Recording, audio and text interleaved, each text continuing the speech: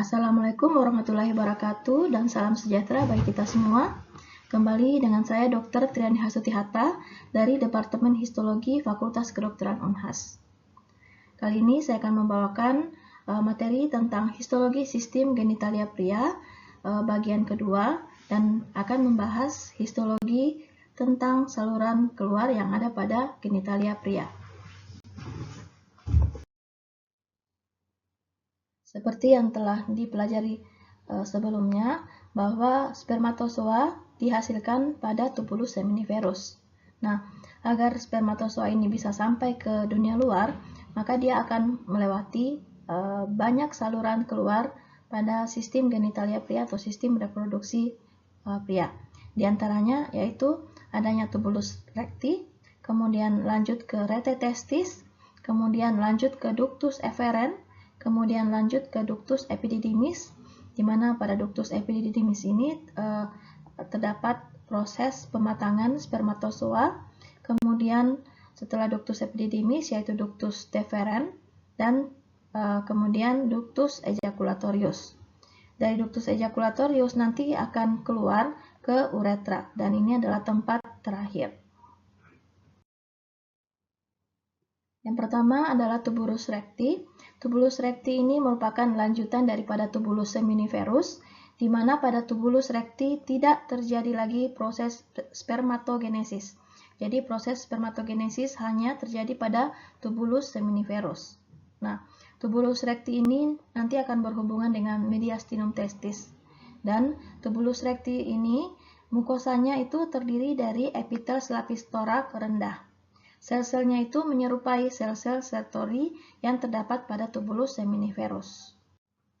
Pada gambar bisa terlihat bahwa ini adalah bagian akhir daripada tubulus seminiferus, dan nanti ada bagian yang berhubungan dengan tubulus recti. Ini adalah tubulus recti, dan nanti tubulus recti ini akan berhubungan dengan rete testis. Nah, disinilah tubulus recti ini terdapat epitel selapis torak yang rendah. Setelah tubulus recti adalah rete testis, jadi ini merupakan lanjutan dari tubulus recti. Nah, untuk rete testis ini tampak seperti jala karena rete testis ini tampak seperti beranastomosis. Jadi dia berada pada mediastinum dari testis. Nah, untuk rete testis ini dilapisi oleh epitel selapis gepeng ataupun epitel selapis kuboid dan memiliki mikrofili pada bagian apikalnya. Di sekeliling daripada epitelnya, rete testis ini dikelilingi oleh banyak jaringan ikat kolagen yang vaskuler dan juga bisa ditemukan sel-sel myoid. Oke, pada gambar itu tampak ini adalah tubulus seminiferus semua, ini adalah tubulus seminiferus, kemudian lanjut ke tubulus recti, dan kemudian ada rete testis yang tampak seperti jala-jala karena saling beranastomosis. Nah, di sekelilingnya banyak terdapat adanya jaringan ikat kolagen yang bersifat vaskuler. Dari rete testis, saluran keluar pada pria itu lanjut ke ductus efferent. Ductus efferent ini panjangnya 4-6 cm dan terdapat sekitar 15-20 buah. Dan ductus efferent ini tampak berjalan seperti spiral. Pada bagian di luar dari ductus efferent dibungkus oleh jaringan ikat fibroelastis. Sedangkan pada bagian mukosanya itu dibentuk oleh dua macam sel kolumner, di mana sel kolumnernya itu ada yang bersifat absorptif tapi tidak memiliki silia, dan yang satunya adalah sel yang bersilia. Yang sel absorptif namanya juga sel absorptif, berguna untuk menyerap cairan dari testis, yaitu ada cairan yang tidak dibutuhkan lagi itu diserap. Kemudian pada sel absorptif ini terdapat flagella dan ada mikrofili. Sedangkan sel kolumner yang lain, yaitu sel kolumner bersilia, itu kan silianya bisa membantu pergerakan sperma ke arah ductus berikutnya, yaitu ductus epididymis. Nah, ductus efferent ini secara anatomi berjalan ke arah epididymis dan membentuk kerucut kecil yang disebut sebagai konus vasculosa. Tampak di gambar ini adalah ductus efferent, ya. Nanti kalian harus membedakan antara ductus efferent, ductus epididymis dengan tubulus seminiferus karena tampak sama, ada sama-sama lumennya dan yang lainnya. Nah, untuk membedakannya bisa mungkin dilihat di bagian lumen itu terdapat mukosa dilapisi oleh mukosa yang terdapat ada 2 sel di situ, ya, sel kolumner yang bersifat absorptif non-silia dan sel yang bersilia. Kemudian selain daripada epitel, ini dikelilingi oleh jaringan ikat dan ada juga lapisan otot polos. Kelihatan jelas banyak otot polosnya di sini, ya. Kemudian khasnya daripada ductus efferent ini untuk lumennya itu tampak berlipat-lipat seperti ini.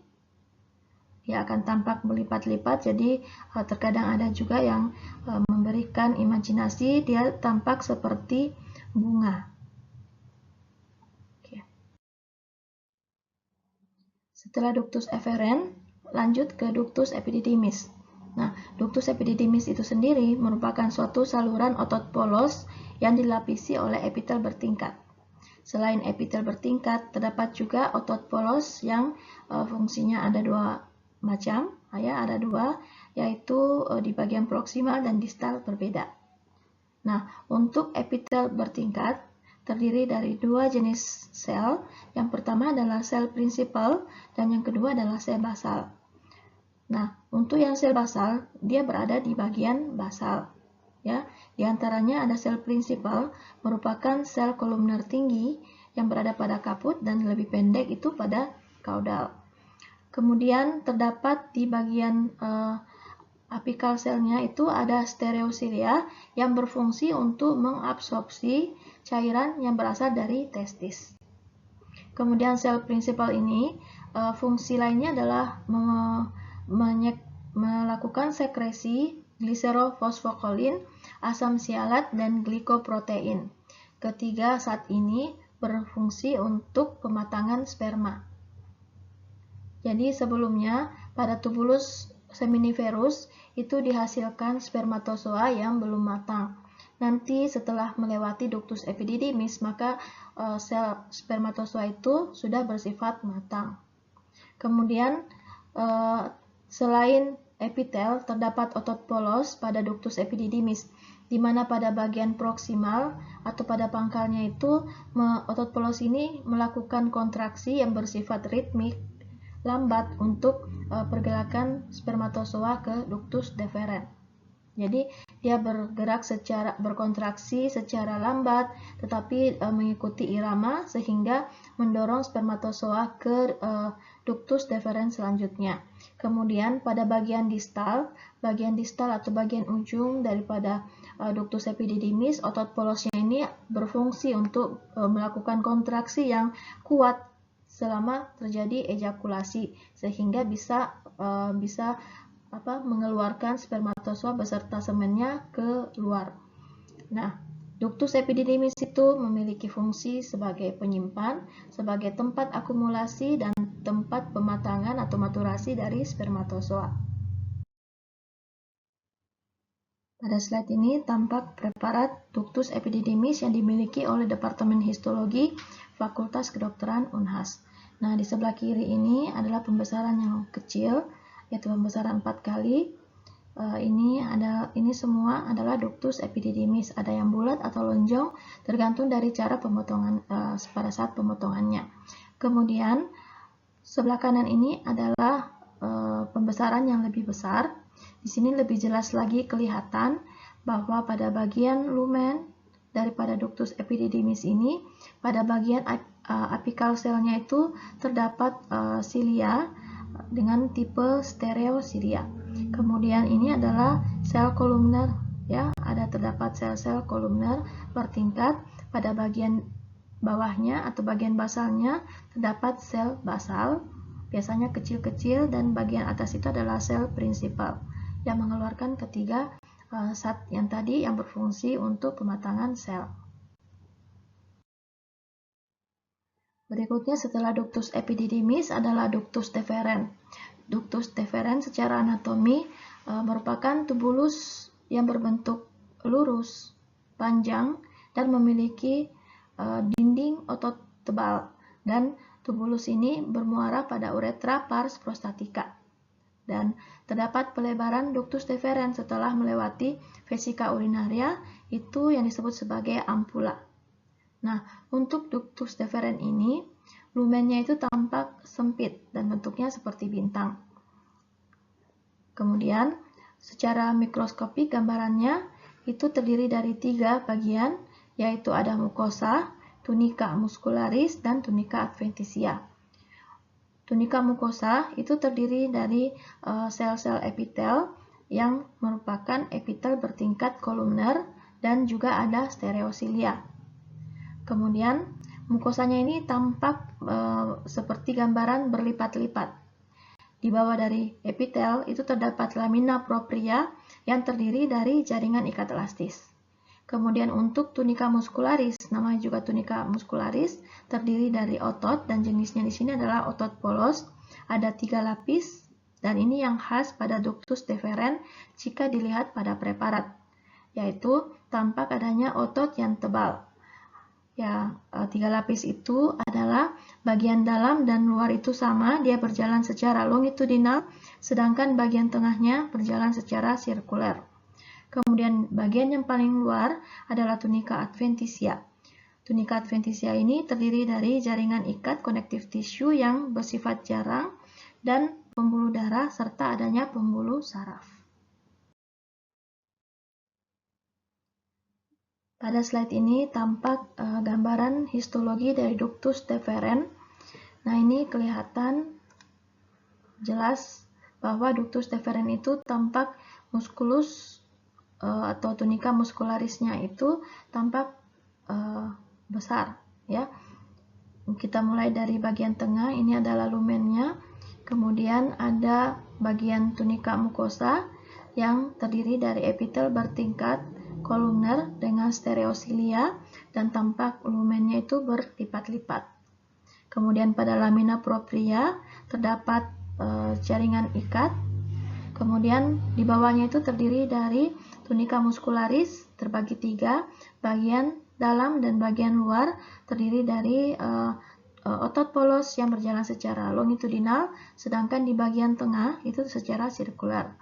Pada bagian luar itu adalah tunica adventitia yang terdiri dari jaringan ikat, pembuluh darah, dan pembuluh saraf. Kemudian ini juga sama, tapi memakai pewarnaan yang berbeda. Kalau dilihat dengan pembesaran yang lebih besar, biasanya ini kelihatan 40 kali, akan nampak ini dilihat lebih ke bagian tunica mucosa. Di sini terdiri dari epitel bertingkat kolumner. Ya, bagian atasnya ini ada terdapat stereosilia. Kemudian ini adalah lamina propria terdiri dari jaringan ikat. Terakhir adalah ductus ejaculatorius. Ductus ejaculatorius ini terbentuk dari persatuan dari ductus deferens dengan saluran keluar dari kelenjar vesicula seminalis. Nah, secara histologi gambaran mikroskopiknya terdiri dari 2 tunica mucosa dan tunica muscularis.